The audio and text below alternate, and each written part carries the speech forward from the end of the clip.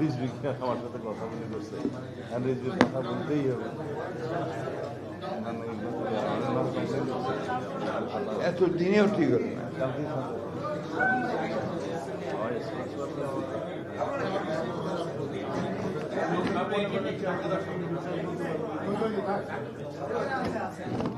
তাই শেষ করো না।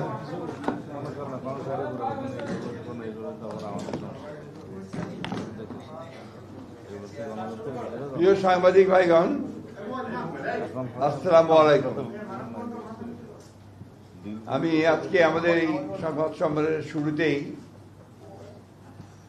গাজাতে যে নির্মম জঘন্য হত্যাকাণ্ড ইসরায়েল চালাচ্ছে তার তীব্র নিন্দা জানাচ্ছি এবং যারা নিহত হয়েছেন, শহীদ হয়েছেন, তাদের প্রতি আমাদের সমবেদনা জানাচ্ছি এবং প্যালেস্টাইনের এই সমস্ত মানুষের প্রতি সারা বিশ্বের দৃষ্টি আকর্ষণ করছি এবং এই অন্যায় যুদ্ধ বন্ধ করার জন্য জাতিসংঘ এবং আন্তর্জাতিক বিশ্বকে সকল প্রকার উদ্যোগ নেওয়ার আহ্বান জানাচ্ছি। সেই সঙ্গে আমরা গতকাল আমাদের যে স্ট্যান্ডিং কমিটির গত পরশু যে মিটিং হয়েছে, সেই সভায় আমাদের স্ট্যান্ডিং কমিটির সদস্য জনাব নজরুল ইসলাম খান সাহেবের স্ত্রী তার ইন্তেকালে আমরা গভীর শোক প্রকাশ করেছি, আমরা সেটা আপনাদের জানাচ্ছি। একই সঙ্গে ইতিপূর্বে স্থায়ী কমিটির আলোচনায় আমাদের সিনিয়র ভাইস প্রেসিডেন্ট, দেশের বরেণ্য রাজনৈতিক নেতা আব্দুল্লাহ নোমান সাহেবের মৃত্যুতে আমরা গভীর শোক প্রকাশ করেছি। আজকে যে বিষয়ে আমরা আপনাদের সঙ্গে কথা বলবো, এটা অত্যন্ত গুরুত্বপূর্ণ বিষয়। প্রিয় সাংবাদিক ভাই ও বোনেরা, আসসালামু আলাইকুম।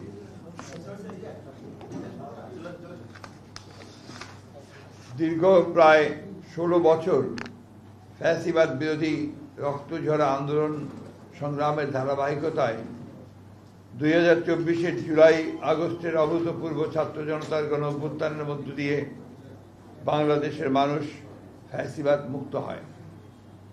গণ অভ্যুত্থানের আকাঙ্ক্ষা অনুযায়ী সাম্য, মানবিক মর্যাদা, সামাজিক ন্যায় বিচার ভিত্তিক এবং বৈষম্যহীন একটি শক্তিশালী গণতান্ত্রিক রাষ্ট্র বিনির্মাণের প্রত্যাশা পূরণের জন্য দেশের জনগণ অপেক্ষমান। ফ্যাসিবাদ উত্তর রাষ্ট্র সংস্কার নিয়ে নানা প্রস্তাব আর মতামত উঠে এসেছে সংস্কার কমিশনের রিপোর্টের মাধ্যমে, যার মূল ভিত্তিটা রচনা করেছে বিএনপি 31 দফা রাষ্ট্রীয় কাঠামোর গণতান্ত্রিক সংস্কারের প্রস্তাবের মধ্য দিয়ে গণঅভ্যুত্থানের অনেক আগে 2023 সালের 13 জুলাই আমাদের সংগ্রামের সময়। এক্ষণে গণতান্ত্রিক শক্তি সময়ের অন্তর্ভুক্তিমূলক বৃহত্তর ঐক্যের মাধ্যমে সংস্কার প্রস্তাব সমূহ গৃহীত বাস্তবায়ন করা আবশ্যক। জনপ্রত্যাশা অনুযায়ী সংস্কার প্রস্তাবগুলোর সাংবিধানিক ও আইনি ভিত্তি প্রদানের জন্য একটি নির্বাচিত সংসদই কেবল উপযুক্ত ফোরাম। বিদ্যমান ফ্যাসিবাদ বিরোধী জাতীয় ঐক্য এই দেশ এবং দেশের মানুষের মূল চালিকা শক্তি। এই ঐক্যকে অক্ষুণ্ণ রেখে এই দেশকে এগিয়ে নিয়ে যেতে হবে, এর কোনো বিকল্প নেই। এই ঐক্যের চর্চাকে আমাদের রাজনৈতিক সংস্কৃতিতে পরিণত করতে হবে। আমরা এমন কোনো পদক্ষেপ নিতে পারি না যাতে করে ফ্যাসিবাদ বিরোধী জাতীয় ঐক্য, গণ ঐক্য বিনষ্ট হয় অথবা ফাটল ধরে। সুতরাং অন্তর্বর্তী সরকারকে সর্বোচ্চ নিরপেক্ষতার অবস্থান বজায় রাখতে হবে। কোনো মহলকে রাজনৈতিক ফায়দা হাসিলের এজেন্ডা যেন সরকারের কর্মপরিকল্পনার অংশ না হয়, সেদিকে সজাগ দৃষ্টি রাখতে হবে। প্রিয় সাংবাদিক বন্ধুগণ, সংস্কারের উদ্দেশ্য হল জনগণের জীবনমানের উন্নয়ন, জনসাধারণ জীবন ও সম্পদের নিরাপত্তা বিধান এবং জবাবদিহিতা ও আইনের শাসনের নিশ্চয়তা বিধান করা, সর্বোপরি দেশের স্বাধীনতা সার্বভৌমত্বকে সুরক্ষিত করা। সংস্কার আগে নির্বাচন পরে কিংবা নির্বাচন আগে সংস্কার পরে এই ধরনের অনাবশ্যক বিতর্কের কোনো অবকাশ নেই। যেহেতু সংস্কার একটি চলমান প্রক্রিয়া, সংস্কার ও নির্বাচন প্রক্রিয়া দুটোই একসাথে চলতে পারে।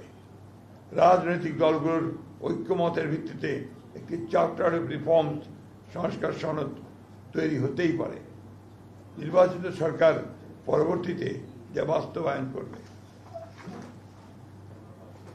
এমত অবস্থায় এখন অন্তর্বর্তী সরকারের মূলত করণীয় হচ্ছে একটি সুষ্ঠু, অবাধ ও গ্রহণযোগ্য নির্বাচন অনুষ্ঠানের লক্ষ্যে ঐক্যমতের ভিত্তিতে প্রয়োজনীয় সংস্কার শেষে দ্রুত একটি অবাধ ও নিরপেক্ষ জাতীয় নির্বাচন অনুষ্ঠানের আয়োজন করা এবং নির্বাচিত সরকারের নিকট দায়িত্ব হস্তান্তর করা।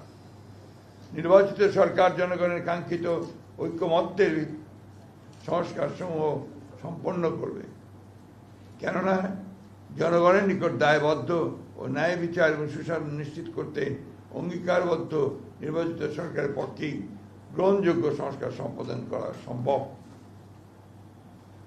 অন্তর্বর্তী সরকারের কোনো কোনো উপদেষ্টা ক্ষমতায় থেকে রাজনৈতিক দল গঠন প্রক্রিয়ায় প্রত্যক্ষ পরোক্ষভাবে জড়িত থাকায় জনমনের সংশয়ের সৃষ্টি হয়েছে।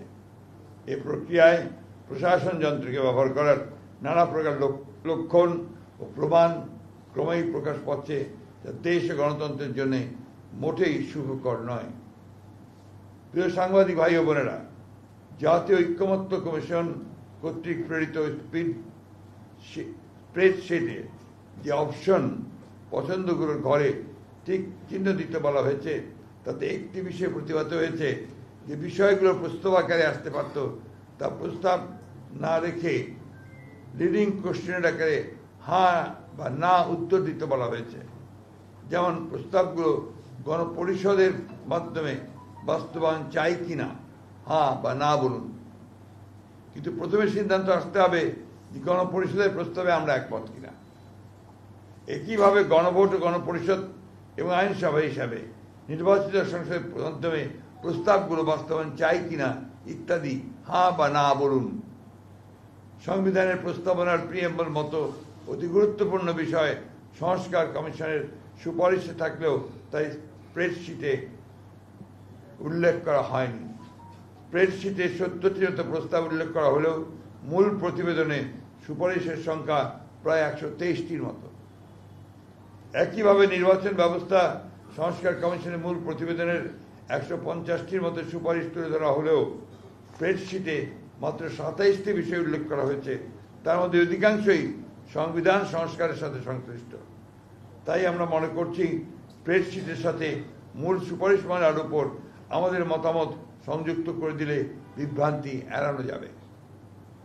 জাতীয় ঐক্যমত্য কমিশনের স্প্রেডশিটের অবস্থা এবং কমিশনের সদস্যদের বিভিন্ন সময়ের বক্তব্য ও বিশেষ কয়েকটি রাজনৈতিক দলের বক্তব্য বিবৃতির মধ্যে মিল পাওয়া যায়, যাতে জনমনে প্রশ্নের জন্ম দিতে পারে যে সকল বিষয়গুলো যেন একটি পূর্ব নির্ধারিত কর্ম পরিকল্পনার অংশ, যা গণতন্ত্রের স্বার্থের পক্ষে কিনা সেটা বলা মুশকিল। সুপারিশমালাসমূহ পর্যালোচনায় প্রতীয়মান হয় যেহেতু ভবিষ্যতে অনির্বাচিত ব্যক্তিদের রাষ্ট্রীয় দায়িত্বে নিয়োগের অযৌক্তিক প্রচেষ্টা রয়েছে, যা অনভিপ্রেত। প্রিয় সাংবাদিক ভাই ও বোনেরা, সুপারিশমালায় সাংবিধানিক কমিশন সহ এনসিসি নতুন বিভিন্ন কমিশনের প্রস্তাব করা হয়েছে। এই সমস্ত কমিশনের এখতিয়ার কর্মকাণ্ডের যে বর্ণনা দেওয়া হয়েছে তাতে মনে করার যথেষ্ট কারণ রয়েছে যে আইন বিভাগ ও নির্বাহী বিভাগকে যথাসম্ভব আন্ডারমাইন করা এবং ক্ষমতাহীন করাই উদ্দেশ্য, যার ফলশ্রুতিতে একটি দুর্বল ও প্রায় অকার্যকর সরকার ব্যবস্থা প্রতিষ্ঠিত হবে। রাষ্ট্রের গণতান্ত্রিক চরিত্র জনগণের মালিকানার প্রতিফলন হয় নির্বাচিত সংসদ এবং জনপ্রতিনিধিদের মাধ্যমে, কিন্তু সংবিধান ও নির্বাচন ব্যবস্থা সংস্কার কমিশনের সুপারিশসমূহ পর্যালোচনা করলে প্রতীয়মান হয় যে রাজনীতিবিদরা অপাঙ্ক্তেয় এবং নির্বাচিত লোকদেরই দেশ পরিচালনার সুযোগ সৃষ্টি করাই শ্রেয়।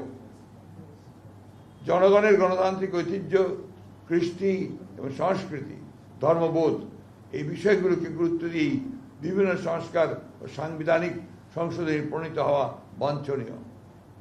ফ্যাসিবাদ বিরোধী জাতীয় ঐক্যকে সমুন্নত রেখে দীর্ঘ প্রায় 16 বছরের ফ্যাসিবাদ বিরোধী গণতান্ত্রিক আন্দোলন ও জুলাই গণ অভ্যুত্থানের শহীদদের স্বপ্ন ও আকাঙ্ক্ষা অনুযায়ী একটি বৈষম্যহীন রাষ্ট্র ও সমাজ ব্যবস্থা প্রতিষ্ঠা করাই বর্তমান সময়ের সর্বোচ্চ অগ্রাধিকার। বৃহত্তর জাতীয় ঐক্যমত্যের ভিত্তিতে একটি শক্তিশালী গণতান্ত্রিক রাজনৈতিক সরকার প্রতিষ্ঠার জন্য আমাদের সকল প্রকার প্রচেষ্টা পরিচালিত হবে, এটাই জাতীয় প্রত্যাশা। আপনাদের সকলকে ধন্যবাদ। আল্লাহ হাফেজ। বাংলাদেশ জিন্দাবাদ। মাননীয় মহাসচিব, আপনাদের তো ঐক্যমত্য কমিশনে সংস্কারের যে ইয়েগুলো আছে, আপনারা তো কমিটিও করছেন, আপনার প্রস্তাবটা কবে জমা দেবেন? আগামীকাল ইনশাআল্লাহ আমরা এটা জমা দেবো। আপনার একটা বক্তব্যে এসে আপনি বলছেন যে কোনো রাজনৈতিক দলের বক্তব্য এবং সংস্কার কমিশনের আপনি কিছু এক্সাম্পল দিবেন কোন কোন রাজনৈতিক এটা তো আপনাদের মনে হয় সাংবাদিক হিসাবে আপনারা অনেকগুলো জিনিস বুঝতে পারছেন। তাদের প্রস্তাবগুলো তো যেটা তারা কমিশন যে প্রস্তাবগুলো করেছে সংস্কার কমিশন, এগুলো তো অনেকগুলো মিডিয়াতে চলেই এসেছে। দেখবেন যে তাদের প্রস্তাবের সঙ্গে আপনার ওই রাজনৈতিক দলগুলোর বা ব্যক্তিদের প্রস্তাব অনেকটাই আপনার একই রকম আসছে। স্পেসিফিক এখন আমি বলতে চাচ্ছি না, এটা আমরা কালকে আমাদের যে টিম যাবে সেই টিম গিয়ে তারা কথাবার্তা বলার পরে তারা সেই বিষয়ে কথা বলবে। আপনি একটা কথা বলেছেন যে অনির্বাচিত ব্যক্তিদের নিয়োগের যে সুযোগ তৈরি করা, এটা কি একটু স্পেসিফিক করুন? এটা হচ্ছে বলেন, এটা কি যে সমস্ত কমিশনগুলোর প্রস্তাব করা হয়েছে এবং ন্যাশনাল কনস্টিটিউশনাল কাউন্সিল নামে এনসিসি নামে একটা ফ্রেমের প্রস্তাব করা হয়েছে, সেটার গঠন প্রক্রিয়া এবং কার্য পরিধি যেগুলো বর্ণনা করা হয়েছে, তাতে সমস্ত স্তরে স্তরে দেখা যায় অনির্বাচিত বিভিন্ন ব্যক্তিরা এই সমস্ত কর্মকাণ্ড পরিচালনা করবেন এবং সাংবিধানিকভাবে তাদেরকে ক্ষমতায়ন করার প্রস্তাব করা হয়েছে। তাতে করে দেখা যাবে নির্বাচিত প্রতিনিধিদের আর কোনো গুরুত্ব নেই। প্রায় সকল গুরুত্বপূর্ণ কার্যাবলী রাষ্ট্রের অনির্বাচিত প্রতিনিধিদের সমন্বয়ে সম্পন্ন হবে, যদি এগুলা গৃহীত হয়। তবে মাননীয় মহাসচিব, আমি একটা প্রশ্ন রাখতে চাই যে আগামী ডিসেম্বরে এই অন্তর্বর্তীকালীন সরকার ইলেকশনের আয়োজন করবে এবং সেই ইলেকশনে সেনাবাহিনীর সহায়তা করবে। এই বিষয়টা বিএনপি কতটুকু আস্থা বা বিশ্বাস রাখে? কেন রাখবে না? সবকিছুর উপর আস্থা আছে। নির্বাচনের ব্যাপারে এর আগেও আপনার সেনাবাহিনী সহযোগিতা করেছে, এখনো করবে, সেটাই তো স্বাভাবিক। মানে গত কয়েকদিন ছাত্র আন্দোলন থেকে শুরু করে বিভিন্ন সংগঠন আওয়ামী লীগকে নিষিদ্ধের দাবিতে বিভিন্ন এই বিষয়ে আমি এখনই কোনো কমেন্ট করবো না, দয়া করে এটাকে ডাইভার্ট করবেন না এখন। Thank you. পরবর্তী জবাব। সেগুলোর সাথে যেগুলো আপনারা দ্বিমত কিংবা মন্তব্য দিচ্ছেন, বাকিগুলো থেকে আপনারা হ্যাঁ না উত্তর দিচ্ছেন, যেগুলোতে মন্তব্য আমরা আপনার প্রত্যেকটাতেই আমরা রেসপন্ড করছি। যেটাতে হ্যাঁ দেওয়া দরকার সেটা হ্যাঁ দিচ্ছি, কিন্তু যেটা আপনার আলাদা বক্তব্য দেওয়া দরকার সেটা আমরা বক্তব্য দিচ্ছি। এটা আমরা ওইভাবেই আমরা টোটালি কোঅপারেট করছি। যদিও বিষয়টি জাতীয়ভাবে অনেক আলোচিত, আমরা সহকর্মী প্রশ্নটা করেছিল আওয়ামী লীগের ব্যাপারে, আজকে আপনি সেটি উত্তর দিলেন। তার একটি উত্তর একটু চাই, সেটি হচ্ছে যে ইতিমধ্যেই ভারপ্রাপ্ত চেয়ারপারসনের মামলাগুলো সরে গিয়েছে, আলোচনায় আসছে, যদি কবে আসছে এই ব্যাপারে সুনির্দিষ্ট কোনো দিনক্ষণ না, এখন আমার সুনির্দিষ্ট কোনো দিনক্ষণ আমরা নির্ধারণ করিনি। যখন আমাদের মনে হবে যে উপযুক্ত সময়, সেই সময় তিনি আসবেন।